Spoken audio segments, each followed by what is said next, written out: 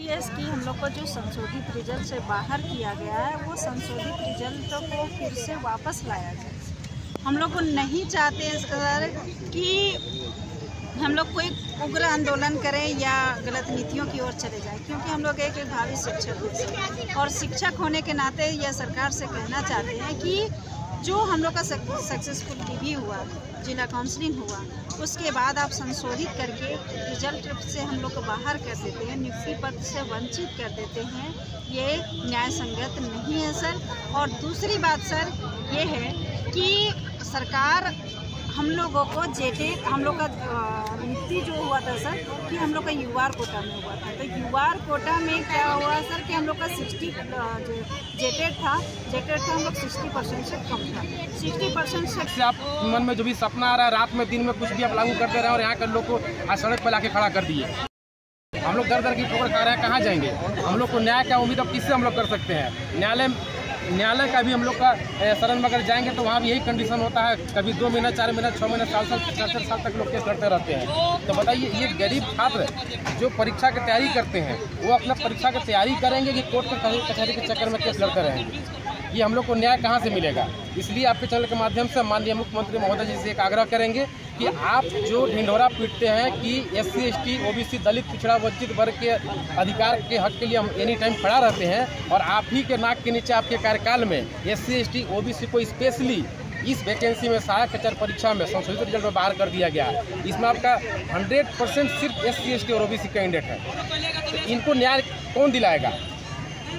इसलिए हम पुनः एक बार गुहार करेंगे कि आप इसको संज्ञान में लीजिए और संज्ञान में लेकर के हम लोग को न्याय दिलाने का काम करिए। मैं सुनील कुमार, हमारा भी सिलेक्शन सहायक आचार्य SST ग्रुप में जनरल कैटेगरी में हो गया था, लेकिन संशोधन में बाहर कर दिया गया था डबल बेंच का।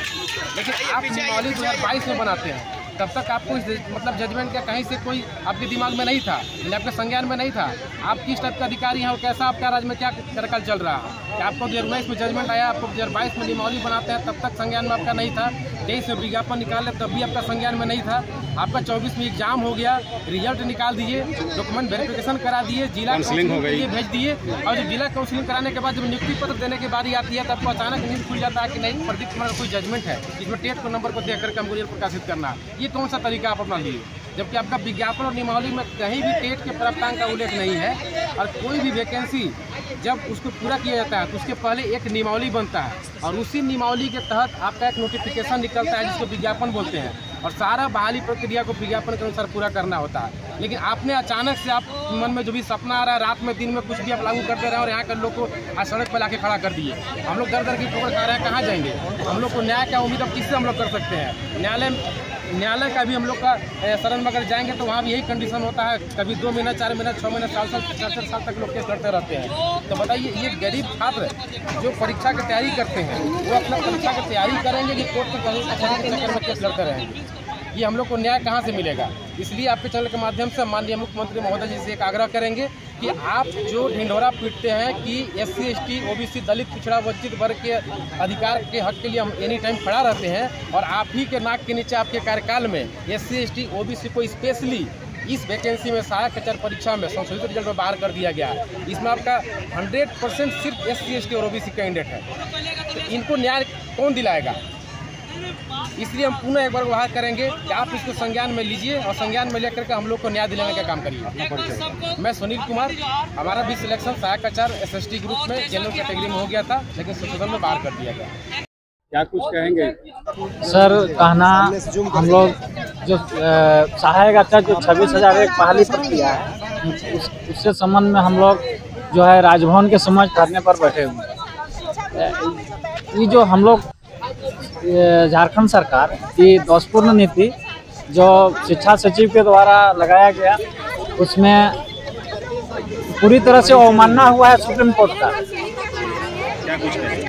मैं कहना चाह रही हूँ कि सर आपका सवाल है कि 2019 का कि जब हम लोगों ने 2012-2016 में टेट पास किया है, उसके नियम के अकॉर्डिंग पास किया, तो 2019 का नियम कैसे लागू हो सकता है हम लोगों के साथ? अब हमारा 22 में है, जो 2016 और जो 2012 में पास किया है जेटेट, वही बैठेगा सहायक आचार्य में। आपने कहा, सरकार ने कहा, तो हम लोगों ने एक्सेप्ट किया कि ठीक है, जो जेटेट पास है 2016-2012, तो 2019 लागू करेंगे हम लोगों के ऊपर? कैसे लागू हो सकता है? आप ये बताइए, राजस्थान के नियम को यहाँ लाएंगे? क्यों लाएंगे? यहाँ क्या झारखंड का नियम नहीं चलेगा? क्या हम दूसरे का क्या हम दूसरी जगह के नियम को हम ला के यहाँ पर चाटेंगे? क्यों चाटेंगे? हमारा झारखंड कुछ नहीं है, हमारा झारखंड का कोई मूल नहीं है, कोई मोल नहीं है, हमारा झारखंड कोई पावरफुल राज्य नहीं है। हम उस राज्य को पावरफुल बनाएंगे नियम के तहत। हम जब 2012-2016 के नियमों से पास करके आए हैं, वो पीटी बना दिया है। जिस वक्त नियुक्ति की गई वो सीधी नियुक्ति थी, लेकिन जब सहायक आचार्य बनाया गया तो वो अब बोला गया कि जो जेटेड पास है वही बैठ सकते हैं सहायक आचार्य। अब सहायक आचार्य में आप बैठा रहे हैं तो हम लोगों ने आपके नियम को माना, हर नियम को माना कि चलिए ठीक है, काउंसलिंग होता है, फाइनल लिस्ट निकलता है, जैसे में काउंसलिंग होता है, जिला में काउंसलिंग तक पहुंचने के बाद आप बताइए कि कितने पढ़े लिखे लोग बैठे हुए हैं चेयर पे, कुर्सी पे, गद्दा को दबा रहे हैं कि वो ये नहीं जानते हैं कि नियम बीच में चेंज नहीं किया जाता। और वो लोग जाकर फोटो कर रहे हैं, सेल्फी बना रहे हैं।